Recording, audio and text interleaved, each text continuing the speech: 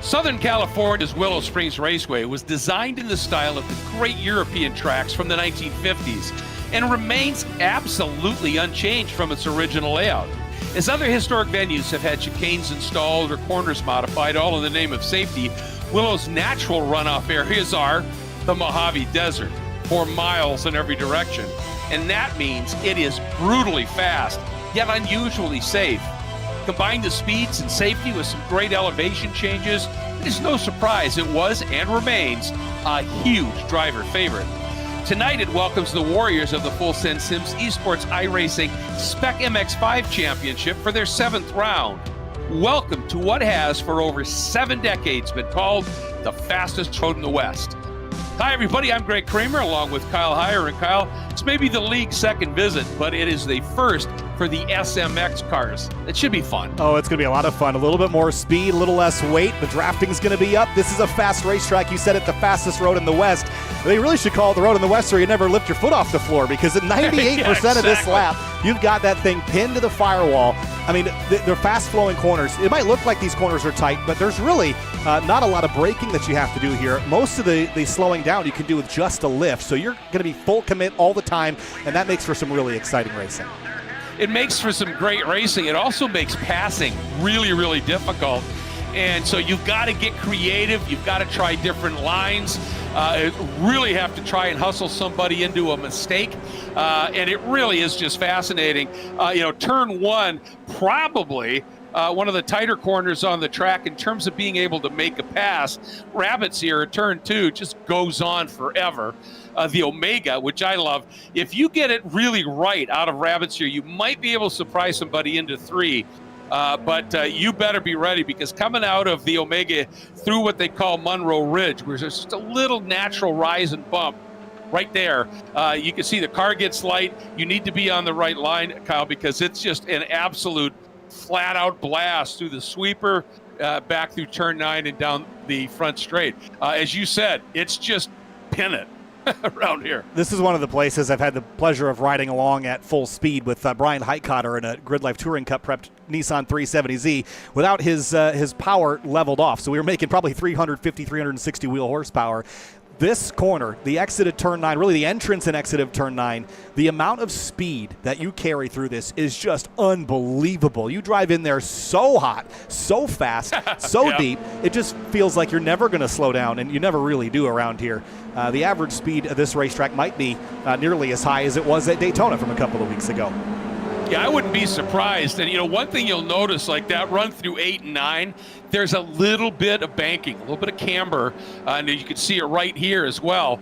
Lots of these corners have that little bit of assist, which just allows you to roll that little bit of extra speed. And that's, just keeps this such a fast layout. Hop on board with here at Rice, Nicholas Trasputo, our current points leader, as he is having a really, really stout season. He's ballooned his margin up over Ben Forrester, Beans, of course, by 23 points, and just has been clicking him off here, really looking good. Nobody has more than 2 wins. He has 5. 5 wins and 12 starts. That's a pretty good ratio. Yeah, really. And at this point, I mean, we're headed to the halfway point of the season, effectively next round. This is round 7 of 15. So, you keep that ratio up, you're going to be a hard driver to beat in the standings. 23-point advantage over Beans Forster, who you mentioned before. And as always, Beans is going to give us a look inside his cockpit here tonight. We'll give you a show of that here in just a moment. There's Beans. Heart rate already peaking at 125 just in qualifying, and Camden Hibbett is doing something similar for us again as well. He's a little bit calmer at this moment. P4 for Hibbett. Yeah, we normally see him run a little more chill than Beans, don't we? Yes. just their makeup and how it works for them here. But, as you can see, this track, it's very, I don't know how else to put it other than flowy, It really, you just roll speed everywhere here as we're having a look at one of our young guns. Nice to have him back. I think he missed the previous round with us, Andrew Gilliland. And this was here where he got his first ever podium. So this is a return for him. I don't think he was going to miss this one. Yeah, I was about to bring that up. This is where he got his first podium in the Full Send Sim Series back in SM trim. But SMX has been challenging for him so far, just getting caught up in issues that he hasn't really contributed to, just nowhere to go. So we'll see how he qualifies here. 7 minutes left on the board to get a time in. Most of the rest of the field has put in at least 4 laps. And he is actually on his 5th, so he's pushing the limits right now. Has no time recorded just yet, and that one is going to count, puts him 6th. Not a bad run. Nicely done. Right out to the edge of the road. Not a lot of rumble strip here either. This is real old school. You get to the edge of the racetrack, and it is often just dirt. Just plain old dirt. And, of course, depending upon what way the wind is blowing, you run into that dirt, it comes right back onto the track. And, you might think, ooh, I could use that to my advantage, get the guy behind me into some dirt, but then everybody else is going to do it to you. And it is not necessarily the fastest way around this place, running off into the dirt. Find this section really challenging when you come down the hill here. Just to get yourself set up in the right spot on the racetrack. You mentioned flowy, but it's a pretty abrupt direction change here, and the track falls away into a compression. It just feels a little awkward at first. To get that just right without hitting those curbs. Those red and white painted curbs are pretty abrupt. They're not like ones you'd ride at a place like Homestead Miami or Daytona. They're pretty up there in size. If you bounce off those things wrong side by side, you can have yourself a bad situation.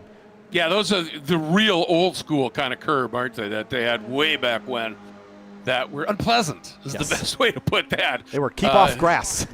Ooh, look at Andrew sling it through there. Big old drift through there at this point. He's trying to move up just a little bit. He's got the Andrews running each other here, Gilliland and Wozencroft. Wozencroft giving us a different perspective here. I love this shot. Look right by his chin. You'll notice another display open, and that is actually showing some of his onboard telemetry. So in real time, or at least after the session, he can go back and look at throttle and brake traces and things and try to figure out where he can make speed. That's a really cool tool that we see just off his nose there. Well, and that kind of leads us into a nice little comment about what Full Send Sims and their idea of sim racing is all about, being a tool. Yeah, it's fun. You can get in it and have some fun. But, Court and the gang, they build these sims, the Full Send Sims, as a tool to make you a better real-world driver.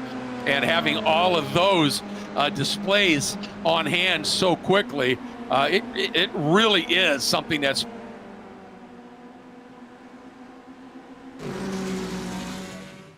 lost there for a second, Greg, but looking back at turn 1, wanted to point out, this is Josh Soto, just went to 5th on the board. And right here, watch the bumps. I mean, this is a fast racetrack, but it got a recent repay, but I think it was after this laser scan. It is bumpy out there, and it can send you for a ride. Yeah, it really can. I was just making the point about the Full Send Sims and their practice makes podium with all of that stuff they have. And you were right. I was talking about how some of this track has that bit of banking and camber. But this is the one section where that just kind of goes away, isn't it?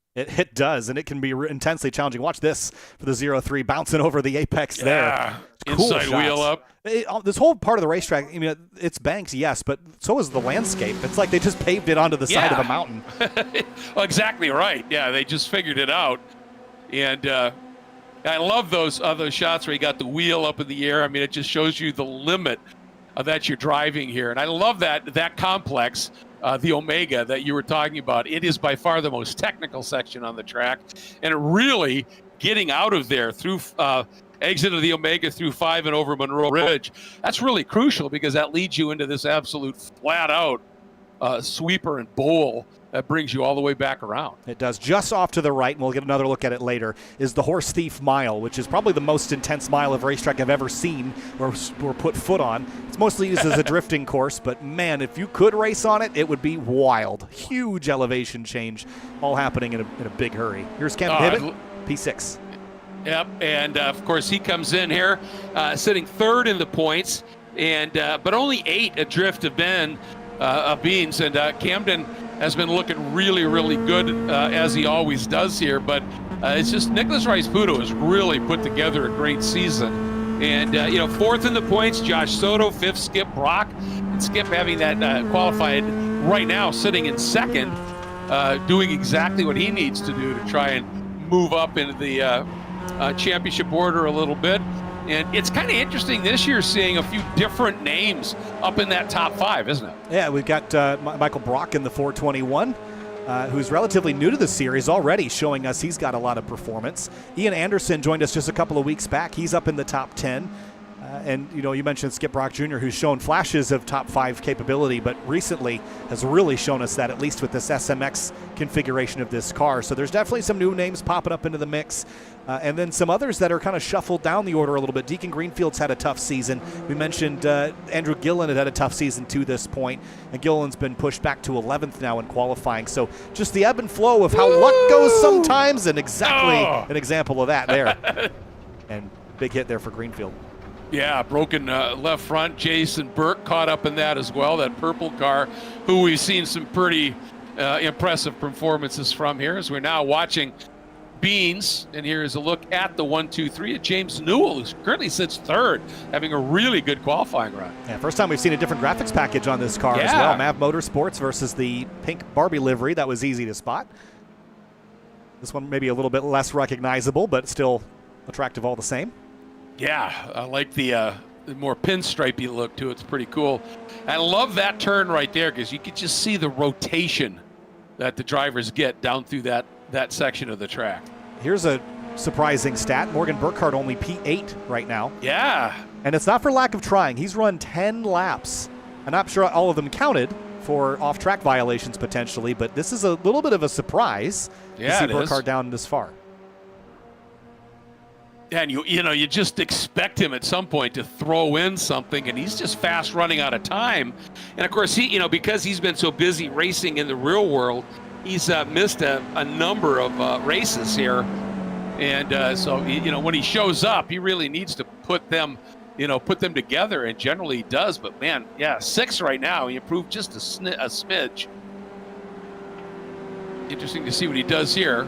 He's only got 28 seconds. I don't think he's not going to get back to the stripe. He's not going to get around, is he? No. So he'll stay P8 with a 1:30.45, and that is half a second slower than Nicholas Rice-Puto at the top, alongside Skip Brock Jr., who is only 13 1/1000ths behind Rice-Puto. So that's really tight between those two. And then look at Beans is only 1/1000th behind Brock. Or behind Skip Brock, then Michael Brock only 42 1/1000. I mean, this is just unbelievable. And I think it's this layout here. I mean, the top 6 covered by 0.2 of a second. Yeah, very close, and they're going to be even closer. We saw a 3-wide finish here. I think it was race 2 last time out, and we'll have 2 20-minute races, so plenty of time for things to get spicy. But we saw a 3-wide finish. The other challenge that we've seen here is leaving turn 9. The commitment here, it tightens up right at the exit. And it's so easy just to unwind the wheel, carry a little bit more speed, and run out into the dirt there. And that is a tool we'll probably see utilized in that last run of the checkers, I'm sure. Oh, yeah. We had a number of them do it last time. I mean, it's a high-speed entry into a decreasing radius corner that's still quick. But, yeah, easy to run off here. Speaking of quick, let's say a big thanks to Full Send Sims for, Court Schmidt and the gang for coming up with this, and now evolving it with this new SMX series that you start in SM, and then if you prove proficient enough, you can advance into SMX. And the prizes they have this year is trophies as always, but just incredible. First place for the first eligible hardware award winner, a ProSim H-pattern shifter, and I think you said that was cost like 4 digits, right? Yeah, it's up there for sure. Yeah, that's substantial. Second place, a Butt Kicker Gamer Plus. Third place, a speed-sensitive WinSim. That's pretty impressive too. And what's really nice is a couple of events ago, we welcomed in Sabelt for being part of our sponsor lineup now. And of course, they specialize in the development, production of safety equipment for performance road cars and motorsports. And they are really unparalleled in what they do. So lucky to have them. FARA, the Formula Automobile Racing Association, their season kicked off a couple of weeks ago with some amazing racing. And it's just, they provide low-cost entry for drivers, extremely low-cost entry for fans, and lots of activities out there. And our long-term supporters, 3P Logistics, Frank Rodriguez stepped up right from the off with his company that provides just amazing logistical support for you, your family, your race car, trackside, tailored support trackside. Final Turn Motorsports, Rob Greenwood, he and Frank very close. Friends work together quite a bit as well. and their full-service prep shop, trackside support, dyno tuning. Then Wine Country Motorsports, the racer's resource for helmets, suits, gloves, shoes, seats, harnesses for over 30 years. And yes,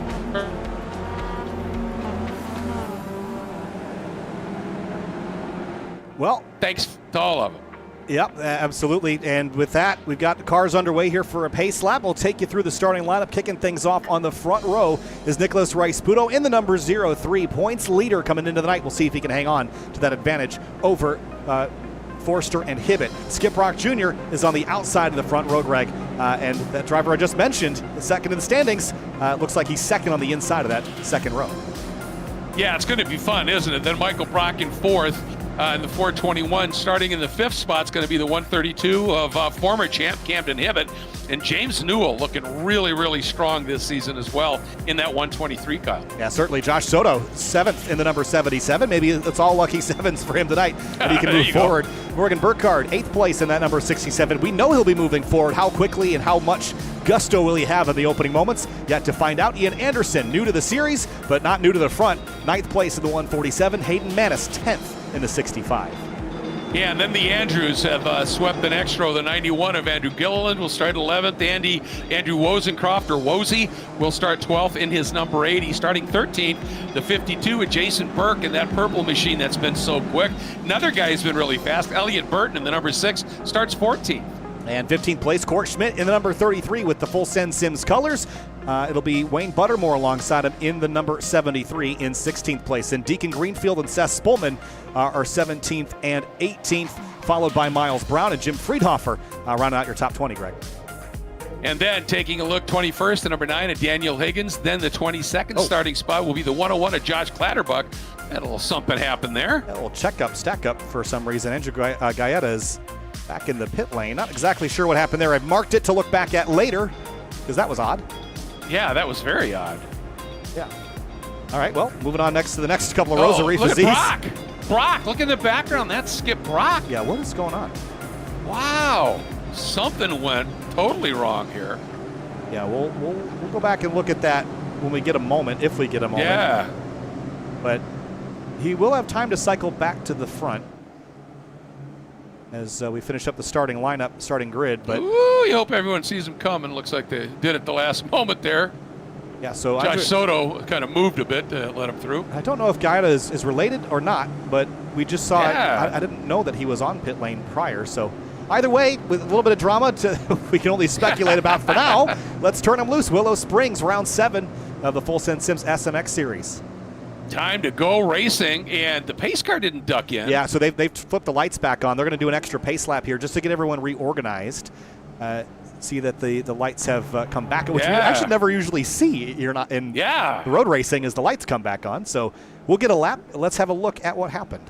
Yeah, let's do. Let's see. So this is coming up over the crest here. Yep. It's the top of Omega. Oh, it was some kind of hardware problem. Yeah, I mean, Skip Brock's car just suddenly went completely wonky, didn't it? Yep, you see the so wheels. It wasn't contact. Oh, we tagged Camden Hibbett there as well. Yeah. And then was Gaeta involved in this? I didn't see how he might have just been starting from the pits, which actually turned out to have been a blessing, probably. Probably a good thing for him, yeah. Wow, that was strange. Yeah, for Hibbett, he's just going to get drilled in the door. Bam. Yeah. Wow. So something very odd had happened. Yeah. I've never seen anything like that. I haven't been doing this anywhere near as long as you have, but that was bizarre. I can only really speculate. A couple of things happened. That could have been the old-fashioned, cat unplugged the wheel, or loose USB connection or something of the sort. Because he got it fixed, so he plugged it back in, everything was fine. I had to guess that's what it was. What's so also strange though is that he disappeared when he veered left, it was something. There was a network component. I'm not really sure at all what happened there, but that's all I got for you. Well, that's as good as a guess as we're going to get, I think, for sure. So lights are out. Now this doesn't affect the race time, does it? It's not correct because we have not gone green yet. Okay. The timer will start at the green flag. So had we gotten the green, that we would have, but then the safety car would have had to come back out for a full caution sequence. Okay. This is basically just an extended pace lap, so we have not yet started our 20-minute timer. And real quick here, before we go green, one thing that I hadn't mentioned here is, sort of Beans' kryptonite is qualifying, right? He's generally not been a great qualifier. He qualified third. This is a big opportunity for him to do something tonight. I agree. I think the challenge these drivers will have tonight is, if you were watching Daytona the other day, how much is out of your control in a draft pack.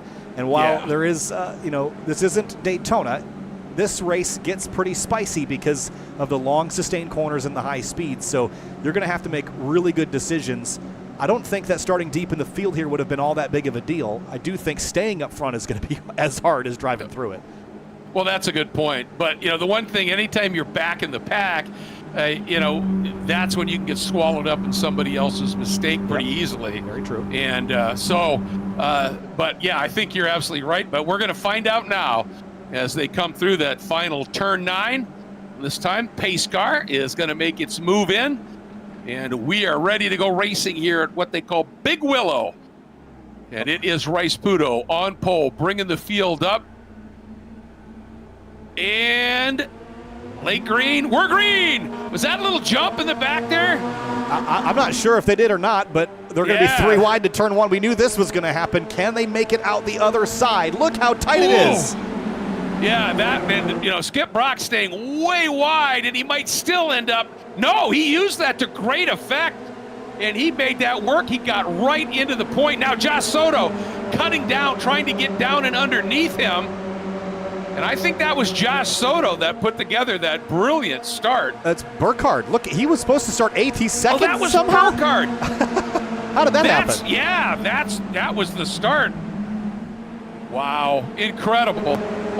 2x2 up through Omega here. Tight quarters. Morgan Burkhardt going for the lead from 4th row on the grid. He's going to have the top spot headed down the hill. Man, Brock trying to stay there on the outside, just can't do it. Here's that one point where you have to really thread the needle when it goes off camber. And so far, everybody doing well. Wow, Burton there in that number 6 running a really wide line, but made it work. I think it was Andrew Gillen that got kind of shuffled out. I thought he was going to go off course, but he managed to corral it and stay on the racetrack. Tight quarters here, single file through turns 8 and 9. Watch Rice Pudo drift out there. Yeah, and Rice Pudo pulled the 5th when Burkhardt made that move up to the front. He just got shuffled out. First lap around. Here we go. Oh, that turn is so intense. Look at Brock. He's saying, all right, I want to be on my own. I know that outside line works. Who? James Newell going for a safari out there. It's a boy, and I'll tell you, Brock got so wide out there that Beans and Hibbett were able to just sort of draft each other and go right by on Brock. Oh, this is so fun. All right, here we go. That long arcing rabbits here. And heading up to the Omega. Such a cool piece of racetrack. Yeah, just this huge elevation change here. And you bounce it over the curbs. You see Burkhardt go for a pretty wild ride. And then you go up to the top and head right back down again. It is a wild roller coaster. Yeah, and you've got to really, between 3 and 4, you got to diamond that so that you're a super late turn in for 4. So that you could just start to get that needle thread going here. Let's have a look. What's a start? Yeah. From the top down. Well, see, that looked early. That's hard. Let's see. Yeah, from watching the flag. He might have done it all right. I mean. Wow, if he did. I mean, he guessed right. In fairness, he chose wisely. He was a row further up the grid than I thought he would be. He was supposed to start 8th and was 6th. Now, I don't know if that was because we had a driver start from the pits. It could be. But that was a great start. Took it to great effect. And he's got Hibbett to his outside now. And Beans shoving Hibbett right into the lead here. On board with Skip Brock Jr. Hibbett's off. So is Beans. Oh, look at it. Here comes Rice Pudo. Beautiful opportunistic move by Nicholas in that gray 03. There's going to be a lot of this, just dragging the tires in the dirt, trying to get the thing to rotate. I mean, 2x2 flying formation. We're going to see this for the next 15 minutes. You bet. And I was looking at that too, and I was going, are they hooking that tire? And then you called it absolutely spot on. And there's a couple of those curves you could do. You got to be careful because you could damage the tire, but you could drop the tire to the back side and really use it to hook you around. Yeah, it's oh, man, that was a big curb hop. And for second, and look, Hayden Manis was in the dirt there, just trying to get to the inside of Nicholas Rice-Puto. And then in the background, Soto, Brock, Gilliland, Jason Burke. Great fights back there, too. Absolutely. The guy who really got cycled out after a great qualifying was Newell. After that, as you said, safari run he did. Oh, this is nerve-wracking. Oh, look at this. This is nerve-wracking. This is just intense. Say the 421 of Michael Brock, he has made an impact here, hasn't he? Right from the off. He has. Here comes Beans to the inside of Morgan Burkhardt here. Letting Camden Hibbett start to, I mean, I couldn't even hardly call that a gap, but it's more than he's had. I know what you mean, yep. Now, look at that. Burkhardt squares up underneath. That's going to have him on the outside. He's going to try and roll enough speed here to hang on to it. Now he's going to turn down, and Beans having none of it, so Morgan had to open the wheeler. He's got a little overlap, though. He might be good here up into Omega, and he is. Andrew Wozencroft watching from 7th. He's gained a couple of spots. So tight between these two. Beans fought that with everything he could, didn't he? And made it hold. And now, here we go, down through 5. If you miss, I mean, there's a compression there, and if you miss that compression, you're offline. You just go for a pretty big slide. Burkhardt's all over Forster, but has nowhere to go with it.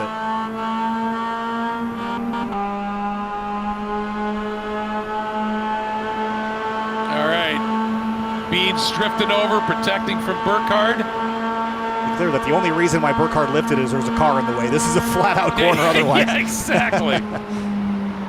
Little dab of the brakes there. And that's looking backwards. That's how close this pack is. And here comes Morgan. And that is going to allow Rice-Puto, with a little help from Hayden Manis maybe, to get up inside Burkhardt and make his life difficult. It's just, they just condense and converge at turn 1. And this is where things, the cornering speeds, they're doing 90 miles an hour. Way off. And back on, right into the side of Beans Forster. Yeah. And Manis will take advantage around the outside of Rice-Puto.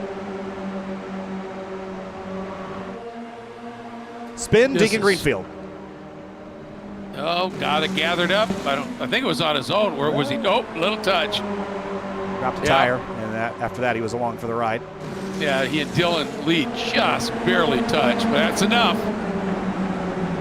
And take the camera away for 3 seconds, and Burkhardt's by Forster. To know better. It happened so quick. Oh, look at this now. Brock getting back after it here. Ooh, you can see Burton bounce over the curb in a very awkward way. Ian Anderson's back here. There's Cord Schmidt having a nice duel with Gilliland, with Michael Brock right behind him. Cord's gotten on board to watch tonight. I'm sure we'll get some fun on board perspective from him a little bit later, as he's just shy of this next battle. Couldn't see who that black car was that turned in and had to really get out of it in a hurry. Look at this now, 2 abreast. Burkhardt working the outside of Hibbett. Drops those tires again. Look at Rice-Puto thinking, all right, I'm going to the outside here. I'm going to work with Camden. Thought he might take him 3 wide, but thought better of it.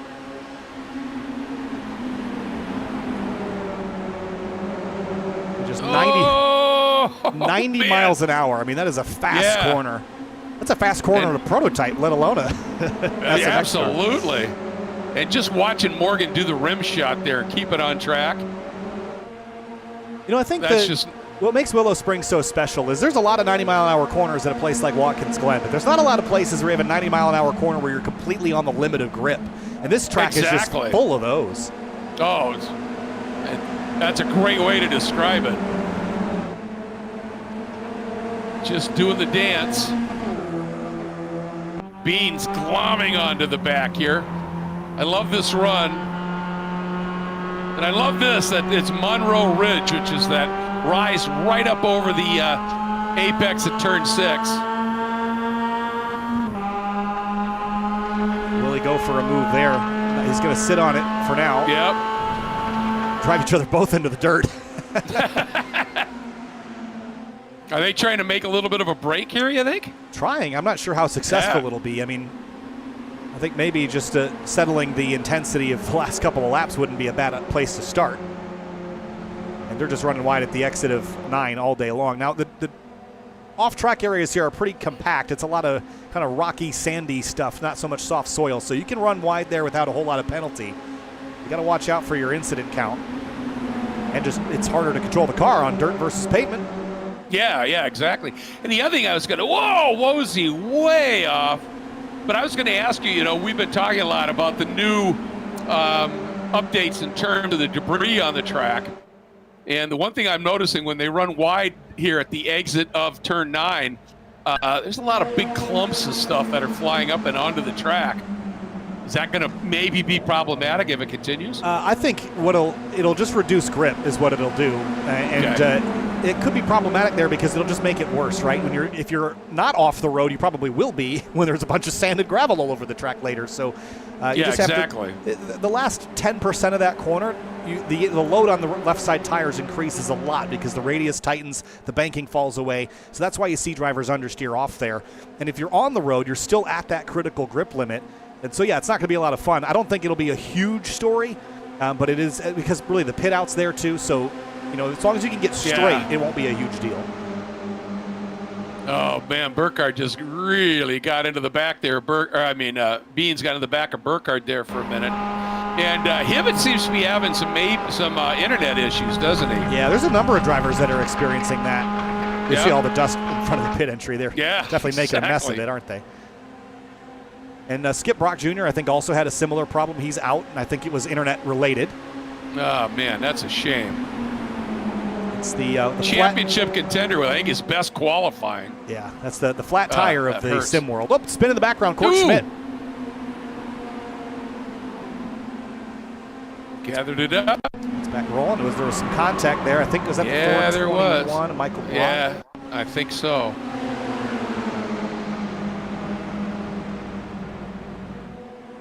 That's all it takes. Yeah, just that little tink.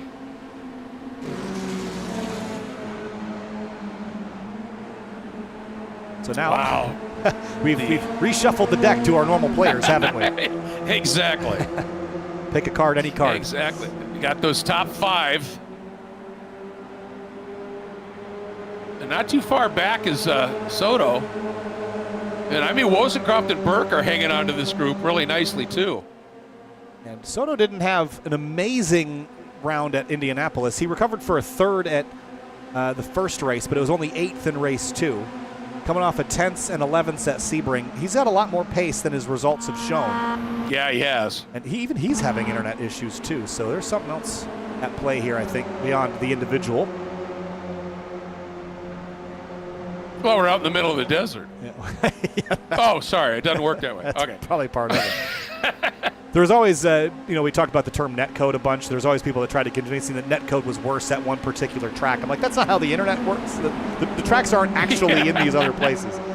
Exactly. Now, what does affect netcode is the speed of the car, because the faster the car, the further in advance it has to predict to react smoothly. But well, that's a good point. So you see a lot of issues with that in the IndyCar world because they're just going so fast.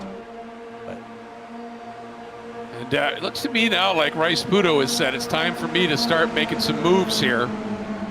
He's working on Beans. Beans is fighting back. Oh, contact. Ooh, big curb up. Watch out. Ooh.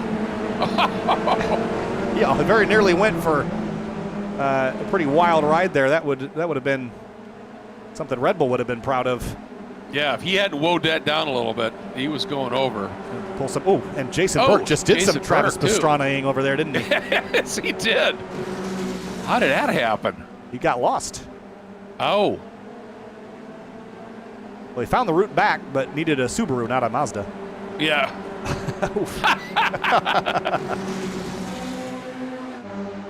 Well, Not the fastest way around, but it's sure entertaining. Yeah.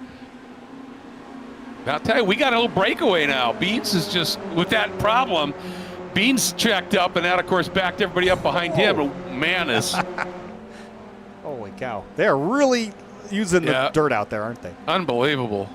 There's Gilliland doing it. And here comes Hibbett to the inside of Burkhardt. He's not willing to play the game and sit behind Burkhardt for any longer than he has to.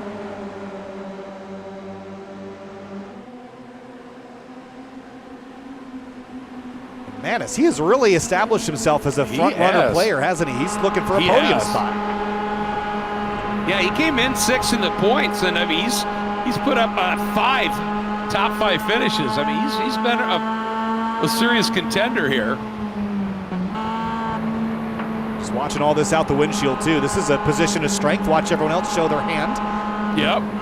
Pick their pocket later. That's a Peter Piper picked a peck of pickled peppers. Awkwardly said. Having way too much fun tonight. Oh, yeah. And Andrew Gilliland is off the course up by Omega. I wonder what happened there. It was already kind of slow. I wonder if there was some contact or something that led to this. Or maybe engine. Downshift. Boom. Engine. There it went. Man. Something we probably should have talked about. He's still stopped over there. Should have talked about that you're going so fast, you don't really need to downshift all that much. And sometimes you use it to help rotate the car or slow yourself down, but that can get you in trouble, as we've seen there. Well, I'll tell you, we are seeing what Morgan Burkhardt does so well when he gets to the front. He just seems to have eyes in the back of his head. And everywhere that, somebody's trying to make some sort of move, he just ends up, his car goes there, He's really good at managing the drivers behind him. And I think the strength that he has is, there are some drivers that can, drive defensively and put their car where it needs to be. But it's almost like he's driving everyone else's cars and making them fight, which is really, a lot of the times they're indirectly slowing each other down based on things that he does like that. Check him up in the middle of a corner. Look at the little chaos it's going to create behind him. Yep. I'll tell you what, I have a feeling that, he's been doing that a lot. We've heard Hibbett and a couple others talk about how he'll overslow, in a corner. And I think at this point, Hibbett has said, you do that, I'm just going to drill you. Look at how much of the inside of the road he's using. Yeah. There. Oh, man. I think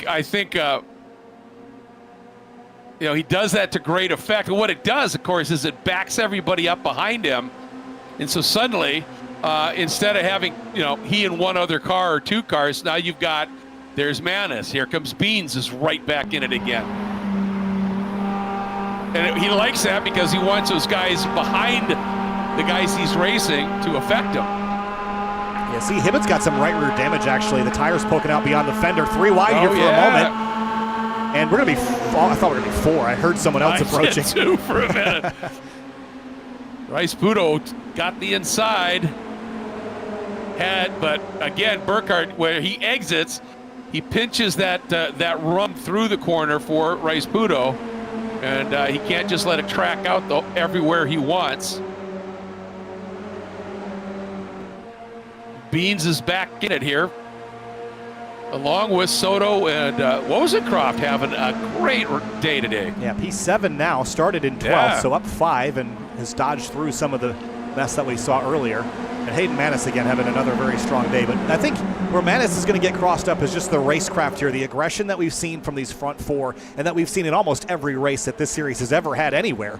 Those front 4 have been involved in it. They know each other well. And Manis is still in a period where I think he's learning from these guys. So I don't know if he'll be as much on offense without looking a little flaily, just trying to stick the nose in wherever he can get it. Yeah, I think that's a good point. And he's also got a guy who could be super aggressive in Soto behind him. But Soto is not close enough to really be doing much right now. We'll be coming to the white, I think. Maybe not. It's going to be close. Minute 31 laps, minute 51 right now. Yeah. We've got to just check the flagman, see what he's going to say about it. Looking off in the distance. Not giving us much. I think we're going to get 2 to go, but just. Nice. And here comes Hibbett. Down to the inside. Rice-Puto going with him. Oh, look out. Beans! Forster, that was almost disaster there. Man. And look again at Burkhardt run that rim shot. And just the speed he rolls there, Kyle, is just exceptional. So impressive. And it's going to be hard to beat, not just now, but in the second race of the night, too. Yeah, absolutely.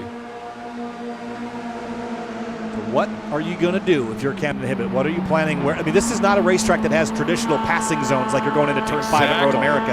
You can make it happen anywhere here. Anywhere or nowhere.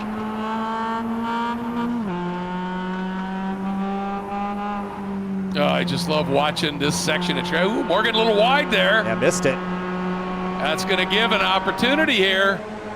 Hibbett's got no help, but maybe that's best to have no one barking up your tailpipe when you're trying to make a move here.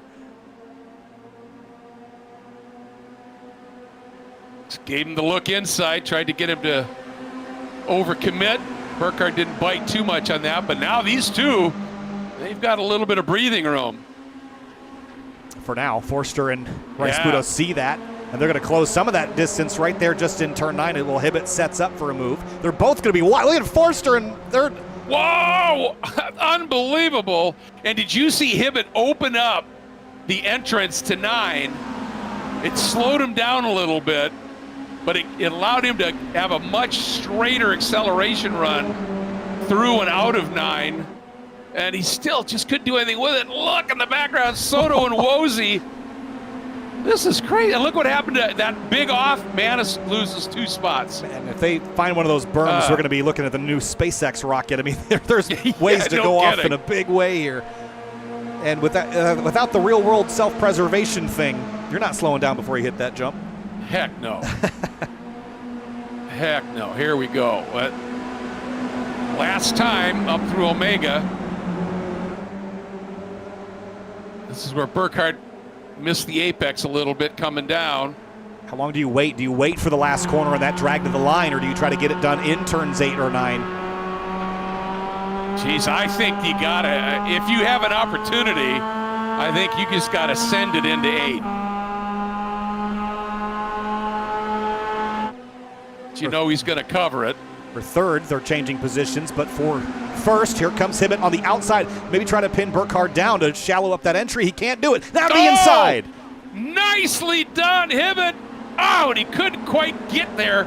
Burkhardt again rolled just enough speed. It beans Rice-Budo. Rice-Budo cuts to the inside. It's going to be a drag race for third, and it is going to be Morgan with the win. Hibbett in second, and who snared third? It was Rice-Budo. By next to nothing. Wow, how fun was that? 31 thousandths between those two. 4 thousandths between Dylan Lee and Elliott Burton. How about that? That's a scrap. Wow, that was fun. Man, Hibbett, he tried. He gave it all he had there. I thought for a minute he had sold him that little bit of a dummy, and he had the opportunity, but he just couldn't get the nose down. Yeah, I mean, there's that move right here. Oh, it just took a swipe. Swipe or no swiping. Yep. But maybe this high above shot will give us a really great perspective of this. Right there. There was almost a collision.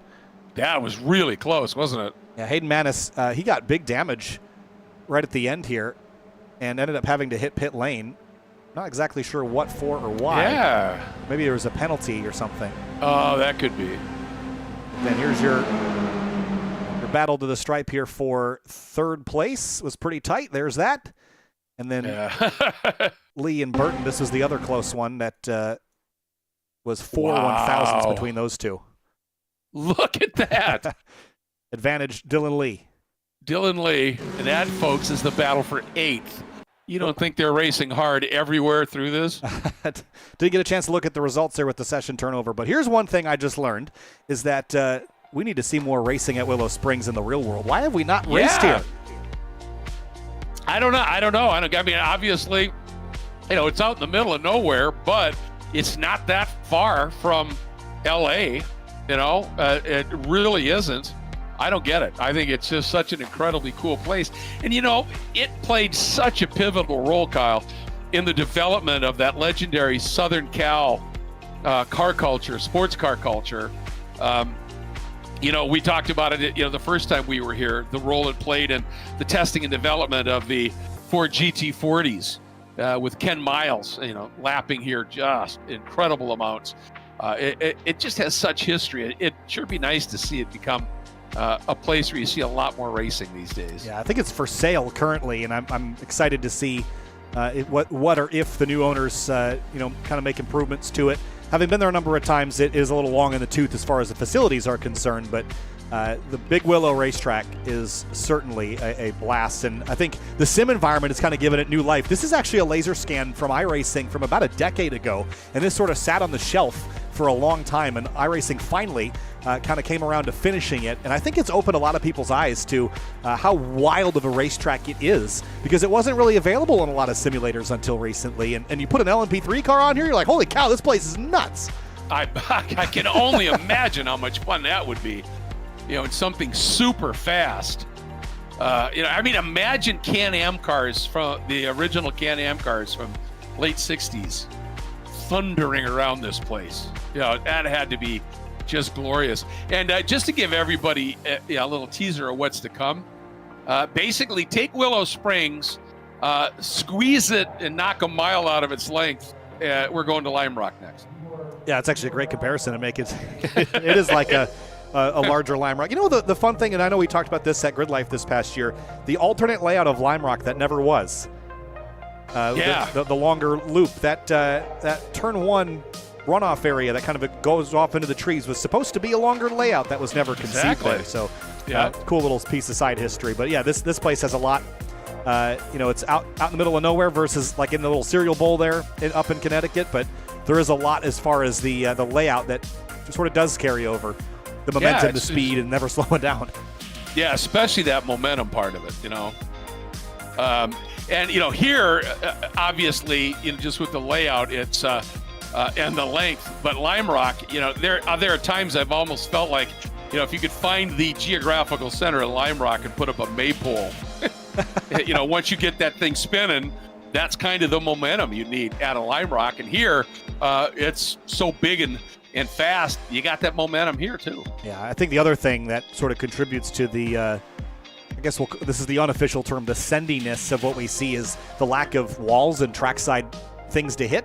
It feels open, so I can take that move. There's nothing to run into, but that's what creates this crazy racing is really the lack of fear involved with making those moves that don't turn out. That's a really good way to put it. It's just got such big runoff here. Like that, you go off, it's like, all right, I'll be able to gather it up. Yeah. Now, having watched people go off, in the real world, there's rocks, and they make a real mess of things if you go off. But in iRacing, no rocks. At least not so much. Not little ones. We have seen some drivers hit the big ones. Yeah, we darn near saw Beans hit that big edge. Yeah. This isn't the Jeep Wrangler SMX Series. Exactly. All right, well, just under a minute until we grid up for the second race. What did we learn about Morgan Burkhardt? Because he defended that so beautifully on the last lap. These guys are sick of finishing second to Morgan. What are they going to do different next time? Well, first, you can't let him go from sixth to the lead. And now he's going to be starting up front, so it's going to be even more important. But I think you've got to get in front of Morgan, and no matter what, who's around you, you got to team up with somebody other than Morgan and keep him out of the lead. It's a simple thing to say, difficult to do. But he just, once he gets to the front, one, he can roll lots of speed when he needs to, and two, he has no qualms about brake checking your ass. You know what I mean? I have another question about Morgan Burkhardt. Currently, he's missed a number of races, and he is 9th in the championship standings. For guys like Rice-Budo and Forster that know they're going to be around more and don't have to worry so much about using up the drop races on absences, are they even really worried about Morgan Burkhardt as far as championship contention, or are they focused on each other? That's a really good point, and I'll be honest with you, I'm not sure what kind of conflicts he's got coming up for the remainder of the season with his Michelin Pilot Sport GS class events, but I think that could certainly play a key role in it, couldn't it? It could. I think it's just, Yeah. I know Hibbett's got some things to miss as well, but you look at Forster and Rice-Budo, they've made every round so far. Yep. So, they're the ones that have racked up a number of victories and top 5s and top 10s. I mean, no one has double-digit top 10s except for Forster and Rice-Budo, and so you have to be in it to win it.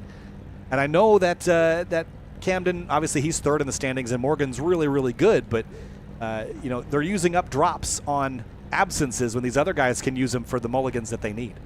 Exactly. And I think you're right. I think that could play a real role in this championship.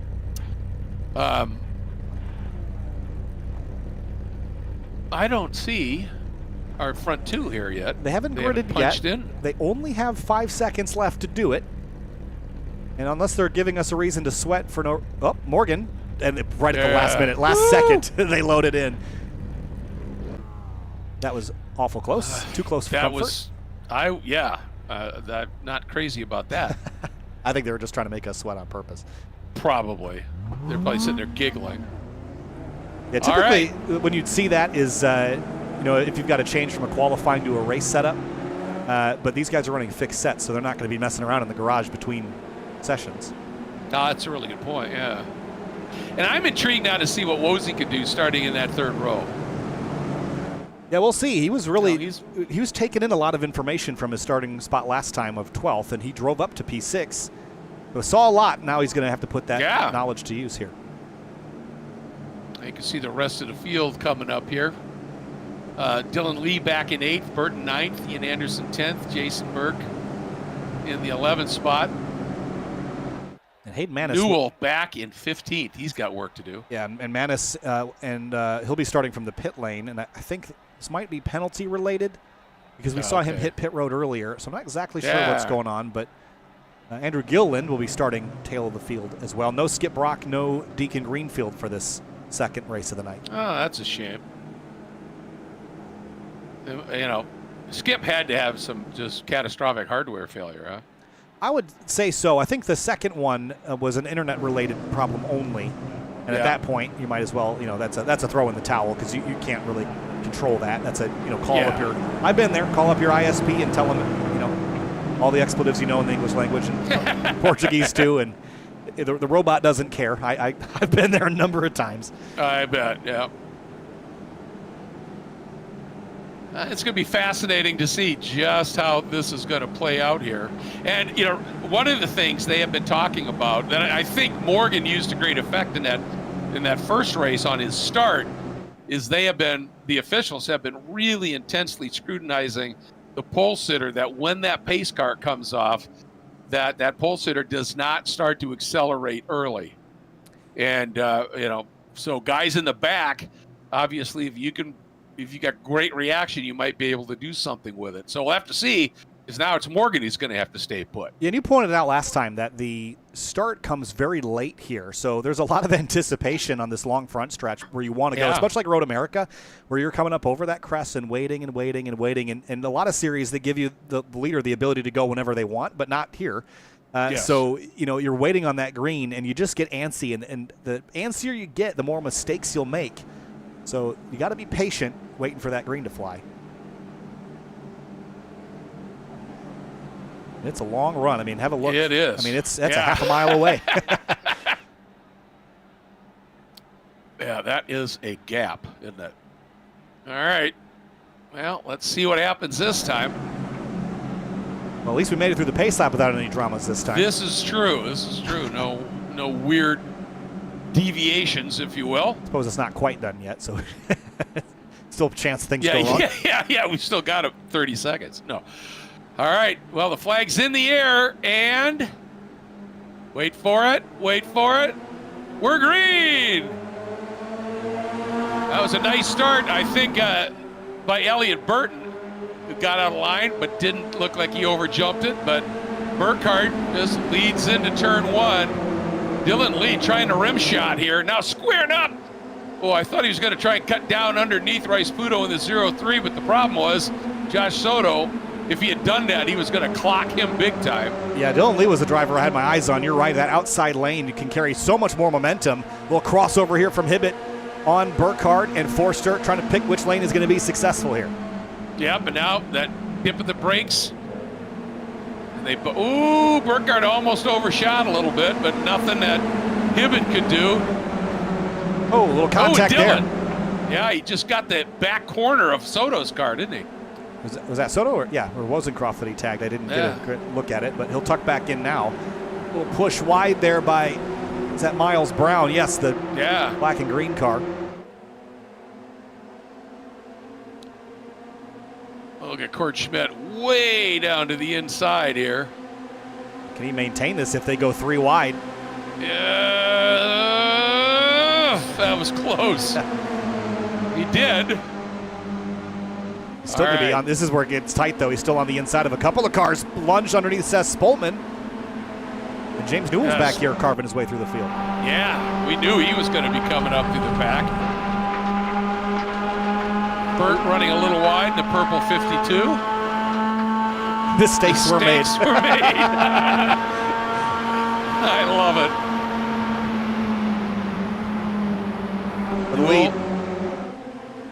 There we go. Camden, I think, desperate to get around and stay in front of Burkhardt, but that longer arc just eating up too much distance here. Now he's got it just 3 abreast as we head up into the Omega. If they all hold side by side, here we go. Whoa. And again, oh man. Hibbett slammed the door shut. I was going to mention, I know they're running different colors on these cars, but I keep forgetting these front 2 are teammates, but because they don't really race like it. But in moments like that, it's a little bit clearer. Whoop, Burkhardt's a little wide.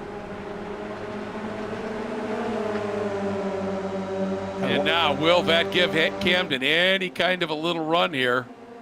Gotta be watching out for the slowdown there. Really easy to get a cut course with these narrow curbs if you shallow up the corner too much, but I think he might have got away with it. I think so, but it slowed him up enough that it's given Hibbett the opportunity to get down inside, and Beans is going with him.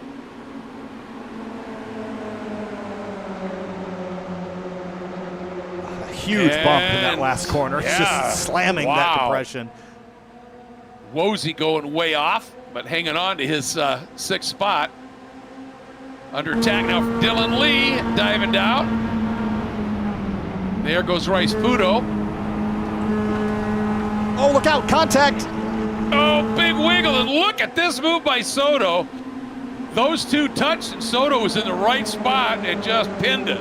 Took it. P3 now for the 77. Yeah, he did. He was waiting for that. Michael Brock, Elliot Burton back there in the 6 and 421. Miles Brown watching all this out the windshield. Great little scratch here. Rice Pudo diving inside Wozy. The gray car and that orange and yellow machine. Dylan behind them. Squeeze there. Squeezed off the track. Now Burton is going to have an opportunity to grab a spot. Big miss there for Lee. Yeah, totally. Same for Wozy running way off. Oh, that'll be a cut course. And a big one probably.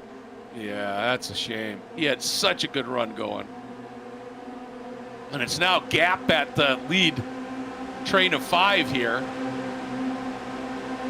And a quick question for you. That last run down through turn between 8 and 9. Yep. And Beans got the inside of Morgan for a minute there, and he made it eventually work. But Morgan was on his outside, and Beans really pinched it down to the inside. And I was wondering, why didn't he just float out a little bit?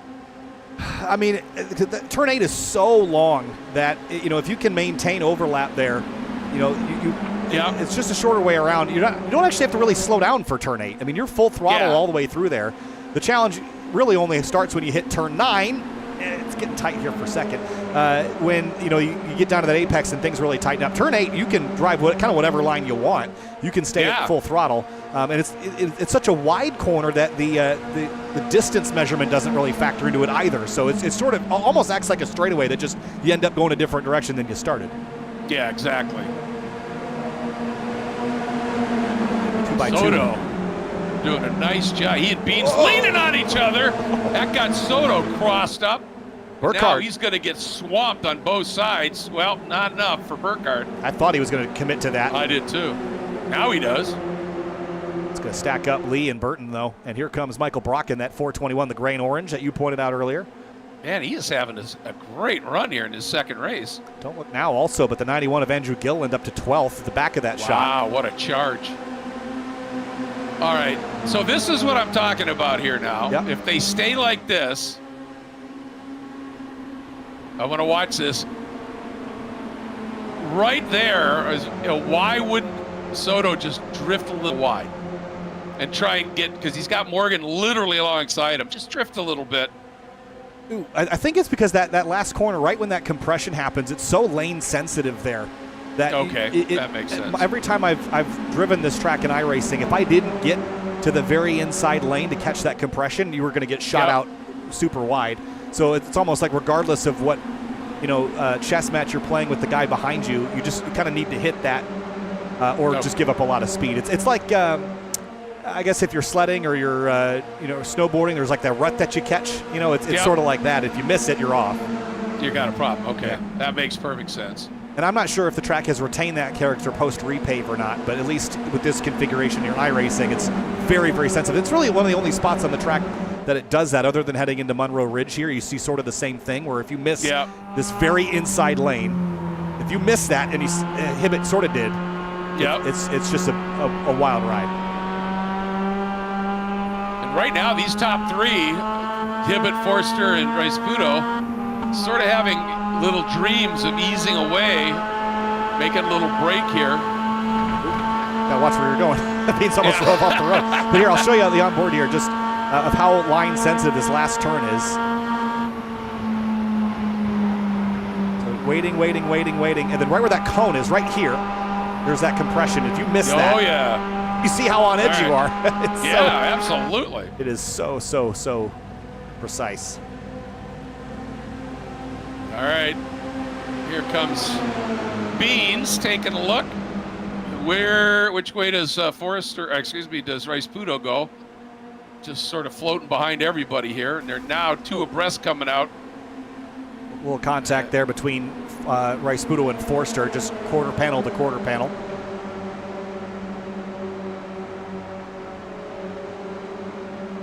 Andrew Wozencroft I have down on pit lane. Why is that? Well, I wonder if he... Oh, he heading off again, huh? No, I think this looks oddly similar to what happened to Skip Brock, I think. Watch the front wheels. No. Oh. Engine. Downshifted. Yep. Rear wheels and locked it, and around they went. Talk about real world, huh? Yeah. Boy, Hibbett shallow in that exit. That's going to give him a really nice run through here.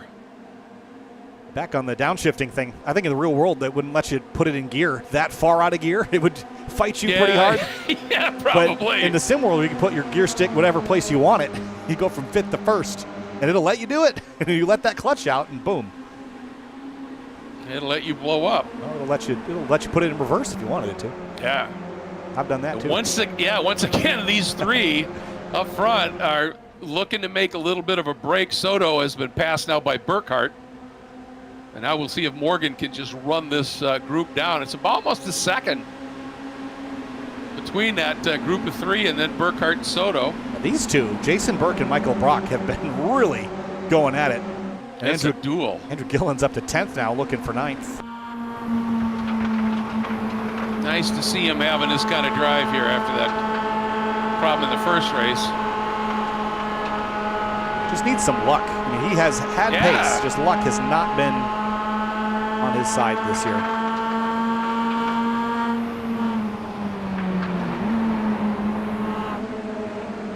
A little squeeze there. Yep. Well, there's overlap and then there's overlap. Right. My corner. Well, you hear the tires protesting. Yep, he missed that, and he's going to have to go. Oh. Woo, look out for the... Gosh, that was about as close as you want to get to hitting anything around here. Yeah, wow. But meanwhile, oh boy, here comes Burkhart. These guys are like misbehaving toddlers. You take your eyes off them for 1 second, and they come back and make a big mess out of things, don't they?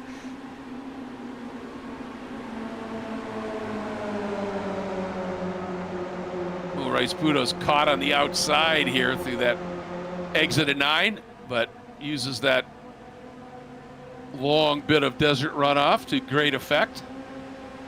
Now he pops to the inside of Beans. Yeah, Puto's been in the lead less than I would have anticipated him being for being the points leader, and immediately slams the door shut once he's got clearance. Yeah, but look at Burkhardt, what he did in those 2 corners. He was 4th, and now finds himself in a position to maybe go for the lead here. Yeah, 3 wide again. A little contact there. Dissuasion, I think, from Puto. Yep. It's such an odd mix of corners here. You see Burkhardt pretty easily take the lead back. Yep. It seems like half of these corners you can run 4 wide and it doesn't matter what line you run, and then the other half of the corners, if you're not on the exact line, it's game over. And so if you can get overlap like where Burkhardt did going into turn 3, that pass is done. You don't really even have to try too hard. Otherwise, like turn 8, pick any lane you want. You can make a pass there. Yeah. Well, and I mean, Burkhardt did that last lap. What he did through turn 1 and all the way up into the Omega was just car placement at its finest. You know what I mean? Yeah.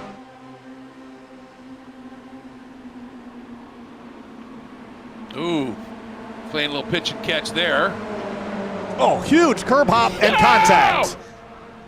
Right, that'll be a big one. That's Beans into the one barrier there. Ooh. That was ugly. There was one barrier on this track, and Beans found it, I hate to say. Yeah, just herb hop for Puto, gets into Hibbett, and then back into Beans. Gosh. And that significantly broke Puto's car, so his day's done for this race in terms of points. Watch this. Yeah, that was ugly. Yep, hit in. Yeah, he really did hit the worst spot on the racetrack. Yeah, he did.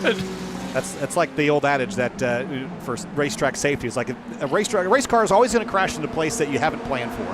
So yeah. Absolutely. And look who's third.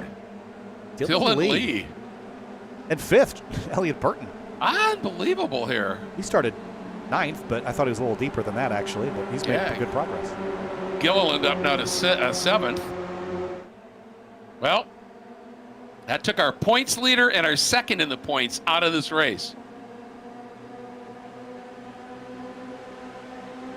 So now what happens here? Got 6.5 minutes to go. We've seen this before, mano a mano. Look at that move again. Hibbett trying to sell that. Now he's made that dive move to the inside. But Morgan's going to try and squeeze him. Ooh, Hibbett got that curve pretty good, didn't he? Yeah. And again, that's going to cost him. I'm impressed that Morgan was able to hold that outside line, but he's only able to do it because he had to force Camden against that inside curb. Yep. So 6 minutes to go. Camden had his right side tires on the painted line going into 1. That's about as close as you can get to running off the road. That was. I'll tell you again through 9. If Camden had just widened out a little bit, I think he could have got Morgan off of the fast line a little bit, run him a little wide. Maybe I'm just not getting it here. Hibbett, side by each up into Omega. He's got position. What a great show from Soto's point of view. Wow, fantastic. Pay-per-view, man, what a great shot that is. And here comes Morgan, though. And he's going to get that outside edge on Hibbett, potentially. Yeah, that's a bad corner to try to make a pass, though. It's going to bring everybody back into it. Side by side through Monroe Ridge is not a place that you can keep speed. Here comes Lee and Soto and Burton and more. Oh, and look at that. Hibbett realized what was going on and said, I want to be in front of Morgan. I don't want him jamming up the inside here. Ooh, little wiggle. Roles reverse now. Yep. Now what happens? That was a little cleaner that time. Yeah, it was. Soto. Was that Soto giving it the wild run? Yeah, it was. Look at this. Boy, this is cut and thrust stuff here. We're going to see. I mean, Morgan. Oh, be careful, Camden. Gosh, they cut and thrust as a way to put it. Look at this move. Ooh. Oh,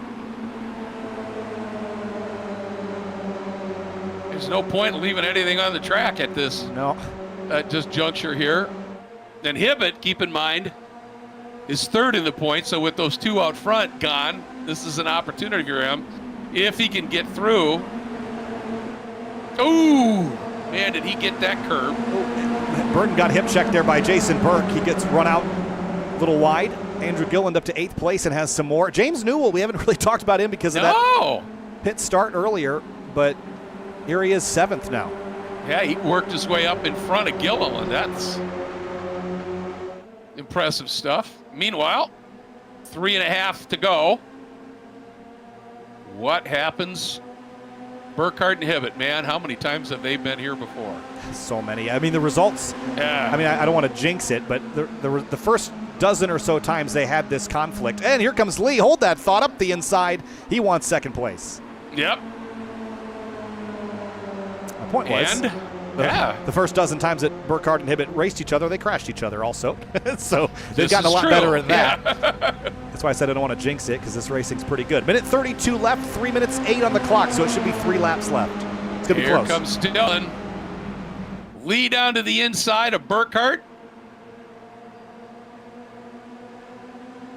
And that's, 10th in the standings, too, so it's not like he's got nothing to lose. He's got a pretty good season going for him, but this is going to be hard to race against these two teammates here, especially with guys like Soto. Look at this, Camden Hibbett. Wow, he's so tight. Now Camden's going to have a little bit of overlap. Can he keep it going in? I don't know. Morgan's going to try and squeeze him, and Camden's not going to let that happen. I think there's a little tap right there. There was some contact, but not enough to shovel the 67 out of the way. You know, I'll tell you one thing, though. Camden's lines look a bit tighter, don't they, than Burkhardt's? They do. Right now? Yeah. I think on the last lap, everyone's lines are going to look like they were drawn in an Etch-a-Sketch. So I think you're right. Look at this. Hibbett wasted no time. Got a great run and just scythed down to the inside. So that's a test for the last lap, I think, because he already tried waiting to turn 9, and that did not work last time. So next time he won't sit on that run going into 8. He'll take it. Yep. All right. Are we going to get this last lap? It's going to be close, not quite, though. 3 seconds shy. 2 to go. Wow. Well, I'm happy to hear that. I think a lot more of this. Now, Burkhardt, this is where he rolls so much speed. Look at that. That time, Camden gave him a little hip check. Yeah, they're starting to lean on each other a bit more, trade some paint. Look at that entry speed by Camden there. Using that little wider arc. I'm Dylan Lee. As long as I could protect 3rd, I would sit, maybe not right here, maybe back 10 feet, and let these guys sort it out, because you can pick up the pieces of whatever's left. And with how the intensity is right now, there might be pieces to pick up. Yeah, I think you're right. Great he got to the inside there. Yeah, that was pretty. Wrong side of the road here for the next corner. Yep. Have to back out. Smart driving, though. Yeah, it was. It was. And Gillen got back in front of Anderson, didn't he? Yeah, P7. Those two are having a great little duel of their own back there. Oh, Gilliland actually is, Anderson and the Newell. So Newell had been up right in front of Gilliland, so he got shuffled back a little bit in the last couple laps. Gillen's going to try to grab 6 from Burton. Couldn't do it, but he's right in the catbird seat for when things get spicy ahead, and they're coming to the white flag this time. And Burkhardt's way off course. Wow, that was insane. Game on. I love what it says on the back of Burton's card. Draft bunk. That's pretty fun. All right, this is it. Last lap. Whoop. Does anybody have an answer for Burkhardt? Oh, they're 3 wide for 3rd place. Soto dives to the inside of Lee. Look at that, still 3 wide. Whoever wins this brawl is going to have a shot to win the race, I think. For now, it's Soto. Yeah, I think you got to.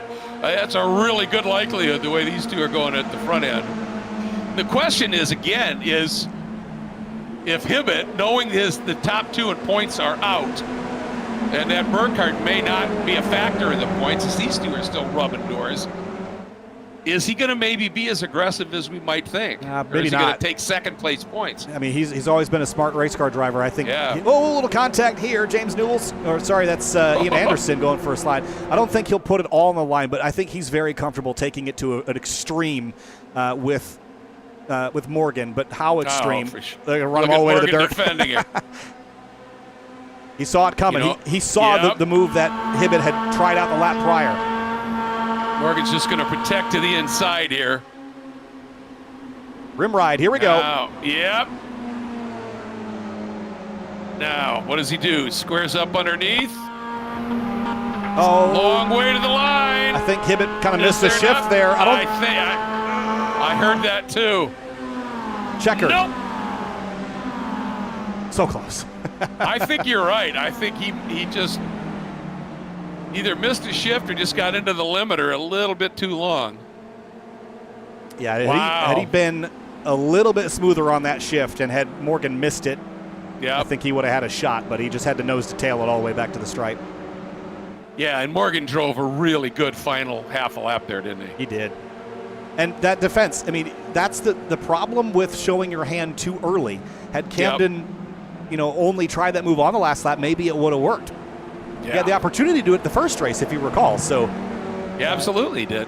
Just Morgan is always taking in information. What he took in that last time around, the second to last lap, was, that's Camden testing, so I need to cover that and dissuade him. And Camden had a backup plan, but it wasn't as good as the primary one. And I'll tell you what, I got to think the drive of the race, though, was Gilliland. Oh, for sure. From up to fourth. 24th to fourth. What a drive. Fourth. That was spectacular for this young man. He likes this place, and it shows. He does. And I think a lot of this is, he can make racecraft decisions that are risky, that will get him past traffic, but he doesn't, get run into any walls or anything along the way. He's got places to escape, which when you have to start in the back, kind of where he's gotten trapped, it's better to have an escape route than to not, which is absolutely the situation we'll be in next week at Lime Rock, where you've got really nowhere to go. But regardless, let's have a look at our race results. Race 2, as exciting as race 1, but same story, different dance. Morgan Burkhardt wins the race over Camden Hibbett. Yep, Soto, really good drive to third. Gilliland drive of the race up to fourth. Dylan Lee was in it all race long. Jason Burke is proving to be a real player here, I think, too. Elliott Burton, Newell, Anderson.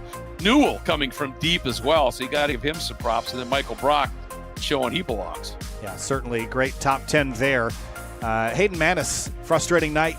We saw him kind of had to head down pit lane, then start from the pits. Still managed a 12th in race 2. Court Schmidt up to 13th place. Joshua Clatterbuck, we didn't catch this. I noted it, but I didn't think it was great to pull away from the action we were watching. But Joshua Clatterbuck had an early spin, so that recovery is actually not so bad. And then Andrew Wozencroft, again, that spin cost him a bunch of spots. He finished 20th. Yeah, I mean, he was well up, knocking on the door of top 5 stuff here. And then, of course, Beans and Rice Pudo, that is big in terms of points. The 2 points leaders having that issue here. Yeah, so going back, Skip Brock, who is 5th in the points, nothing today. That's just tough. Yeah, and that was 5th in the standings. So it's going to really tighten things up. And I said earlier, if Morgan's not around, what's the big deal? Why don't you just race each other? Well, currently racing each other didn't pan out so good. So it's going to tighten things up quite a bit. I do expect Joshua Soto to make some pretty big points gains. Elliott Burton should make some points gains. And Morgan Burkhardt will jump probably 3 or 4 spots towards the top 5. So it's going to be pretty tight, and we head to Lime Rock next week. Let's talk to some of our finishers here. Camden Hibbett came up just shy a couple of times. Tonight is second in both races, Camden. So close both times. We saw you plotting and planning, but weren't able to snag it there at the end. Take us through it. Yeah, sorry, I don't know. My camera's gone. That's all right. But it died. So no, it was fun racing. It really was a. It was really weird because Willow Springs is not really any other track that we go to on the calendar. So it was really just trying to figure out. The tire saving was a big deal here. In the first race, I was kind of being kind to Morgan. He didn't have a look left, look right button or a virtual mirror, so he was kind of driving blind. So there were some moves that I didn't take, and the last lap, last corner move I backed out of because I was like, yeah, he has no idea I'm here. So I didn't want to kill the both of us there. But race 2 was trying to set the field or set the pace when I was out front, and I felt like I did a decent job of that. And then it just kind of all went crazy there when Beans and Nick came together. And from that point on, it was really just kind of salvage what I could between me and Morgan. And I think I had a little bit of suspension damage or some damage that hindered my straight line speeds on the after I got flipped up onto 2 wheels in that incident. So all in all, it was a good race tonight, though. I think it was fun getting to race Morgan again. As I told him, I hate racing him, but I really enjoy it because it teaches me a ton. I hate when I see his name pop up because I know it's going to be a very tough race to win because he's smarter than anybody else in the field by far. So I really do enjoy racing with him as much as the competitor in me hates it. It is really fun to race him and to be able to learn from him. It's been very cool to develop a friendship through this league and moving into real life stuff as well. And it's very cool getting to race him each and every week. So huge congrats to Morgan, and we'll move on to. No idea. Where are we next week? I have no idea. Lime Rock. There we go. We'll move on to Lime Rock next week. So you're saying racing with Morgan is frustratingly educational? You spot on. Good job, Greg. I mean, it really is because I really do enjoy racing him. It is a lot of fun. The competitor in me hates it because I get frustrated that I can't do anything, and he's just over there laughing on the call. So it's really really annoying from him. But no, it is some of the best racing, and I learn more from this league than anywhere else on iRacing, and sometimes even more than I do in real life. So being able to race with him and Nick, Beans, all these guys at the front, I mean, it just teaches you so much. And for me being 15, someone that's trying to chase a real world racing career, you know, it is stuff like this is what helps me a lot. So you know, we'll take this into Lime Rock next week, and then the stuff I learned tonight will apply to AMP and the Radical SR1 next week, and then SMX at Road Atlanta the weekend after that. Maybe we'll see you there again, Greg. Maybe. That'd be great. But yeah, I mean, the sim stuff just teaches you so much, and I just want to give a huge shout out to Court Schmidt and all of the FSS team and Morgan, all these guys. I mean, there's so many people. It is an awesome experience here, and for anybody that's watching, Spec Miata series is on Monday nights for people that want to learn and at some point get up into SMX. So make sure to come join it. It's an awesome league, an awesome community to be a part of. Yeah, and you guys make it so, man. I'll tell you. One quick question here. I was sort of speculating on the last lap here with Rice-Puto and Forrester out with that incident, and it looking like Morgan might not, really be a factor in the points if he has to miss a lot more races. Were you going to be a little easy maybe on that last lap and take second place when maybe any other time you would have gone after him big time? No, not really. Okay. I think for me, even I don't even know if I'm going to be in the points with how many races I'm going to miss. Now that I think about it, I won't be at Lime Rock next week because of real world commitments with the Racing Prodigy series. So I don't know how many more I'm going to miss either. So for me, it's kind of playing it race by race and kind of ignoring the points. I mean, I need to do what I need to do to go collect wins at this point in the season and see if the points shake out to where I'm on a podium, second, whatever the case may be, then awesome. But for me right now, it is more of a race by race basis, kind of like what Morgan is doing. So I was all for going to race Morgan, and it just didn't work out. I thought the move around the outside was going to work, but he just rolled too much speed in the middle of the final corner for me to really get a run. So unfortunately that move didn't play out, but this creates some really fun racing. So when I'm back in 2 weeks, hopefully Morgan will be here, and we'll have a repeat round 2. Well, I'll tell you, that move you made with 2 laps to go heading into turn 8 looked like that could have been a winner on the last lap, but the opportunity just wasn't there, man. Thanks, Camden. Thank you. I appreciate it. Love watching you race, bud. I appreciate it, guys. See ya. Joshua Soto comes home in third place tonight with by virtue of some collisions from the points leaders. Josh, you're going to make up some points, I think, with a 5th and a 3rd. All-around good night for you. Just 3/10 off of a chance to win race 2 tonight. Take us through all the action you saw on the windshield there. Oh, man, it was going into the second round, that collision that happened in front of me. It's just... I was just pretty much just trying to get up as far as I could. And then we got up to 3rd, and then Dylan Lee, he ended up getting a pass, so I had to work to try to get another pass. It was just a really close racing, really fun at this track. It does seem to promote great racing, but man, it's tough to pass here, isn't it? Yeah, it is pretty tough to pass. I was finding a lot of success going into turn 1 around the outside. Surprisingly, you would think you would be able to get the pass from the inside, but for that one, it actually sets it up great for turn 2. So I was getting a lot of passes through there and also through the uphill section as well. Yeah, well, and again, obviously, Camden not sure he's going to be in the championship with races he has to miss with Rice Puno and Forrester struggling. You're going to close it up a little bit, so you're looking like a contender. I'm definitely trying to be. Definitely working hard. Yeah, well, and just love watching you race, man. Thanks so much. I really appreciate it. Thank you. You bet. All right, Josh Soto, let's talk with Morgan Burkhardt. 2 wins on the night, and boy, did it in fashion and style. That was fun to watch. A lot of mirror driving tonight, I'm sure, with planning things there, Morgan. But 2 wins, it certainly pads the statistics column, but take us through what you saw tonight, mostly in the rear view from Camden Hibbett this evening. Yeah, no, it was a lot of fun. Like you said, well, funny story, actually, that you bring up mirror driving. I did not have one of those in race number 1. I don't know why and what happened. I guess I neglected my PC for a week too long. It was the eyes in the back of the head that Greg was talking about then. Yeah, pretty much, because I have a single monitor and I have a button that looks left and then a button that looks right. So usually I'll just kind of spam those mid corner so I can see what's next to me. But those didn't work. And they unbound themselves and had push to talk and didn't have anything that I usually have on my wheel. And the virtual mirror did not mirror. So I was pretty much blind. So I felt like in race 1 that the safest place was to either be out front or last in line. And I chose to be out front for obvious reasons. But yeah, it was a lot of fun. I think that was the most terrifying race I've ever had.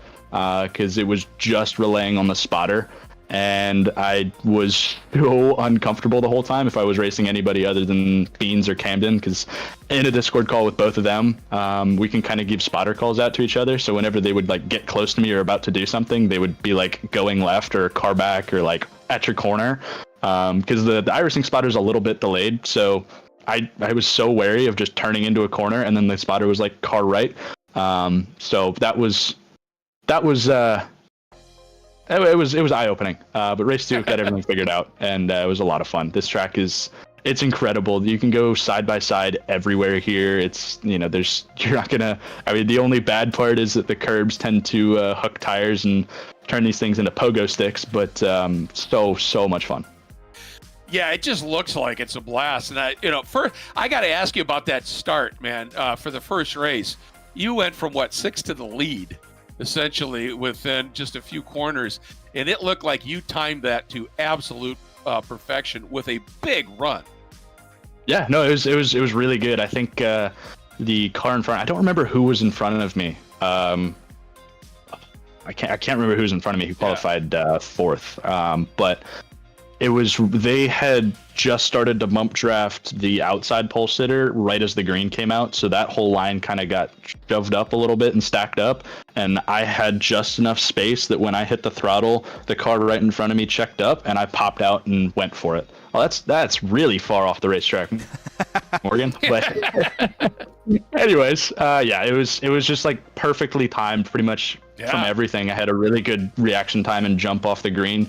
And the line right in front of me kind of stacked up, so I was able to just pop right to the outside and thankfully we didn't go 3 wide through turn 1, was able to get a run around the outside and then kind of just pick my holes where they came and somehow ended up in the lead. So everything was so much fun tonight. And I would love to say that there was a lot of racecraft on display from my side, but I'm still on hand controls, and a lot of the quote racecraft in race 1, where I usually I'll like kind of slow up on the apex to facilitate some racing with the guys behind, or try and mess up their run a little bit so that I'm not as vulnerable in the next corner. But you did once going into turn 3 in the first round. Oh yeah. Because Camden gave you a pretty good wallop. I noticed that. Yes. A lot of the kind of parking in the middle of the corner was just because I blew it up so bad. So it's a lot of fun. I'm still getting used to these hand controls. They're interesting, especially at a track like this, because there's a lot of wheel input here, and if you get loose at all, you have to let go of the throttle, catch the car, and then get back on the throttle again. So it gets entertaining. Well, it just boggles my mind with hand controls, the amount of speed you roll, especially through turn 1. When you've got a couple of cars inside you, and the speed you could roll was really impressive. And as always, man, you come back to the series when you can make your runs here, and absolutely great to have you. It's just fun to watch your race. I appreciate that, guys. Hopefully, I don't know. I won't be back here tomorrow. I'm going to be at Road Atlanta next week, and then at Sebring the week after that. So 3 weeks, I'll be back. But I'm looking forward to it. Sounds good. Sonoma, it sounds like that. Cool. Cool. We'll see you there, Morgan. That's a favorite of mine. All right. Thank you, guys. See ya. Well, Willow Springs has not disappointed, has it? And no. Boy, we're going to trade the scenery for something a little different next week, aren't we, Greg? Yeah, not just a different layout here, but from desert to rich, absolutely glorious green at Lime Rock Park, and again the Bull Ring, which produces some incredible racing as well, and cannot wait to get back there. Just a cool place, no question about it. Especially, can't wait to see how it runs with these SMX cars. Just with them being a little bit more responsive in every way. So hope you can join us. Again, that's next Tuesday night, Lime Rock Park in Lime Rock Park, Connecticut. Look forward to having you there. I'm Greg Creamer, and for Kyle Heyer and for Finian DeCuna, again, doing a marvelous job with our cameras. I want to say a big thank you for joining us from Willow Springs tonight, Lime Rock next week. We'll see you then.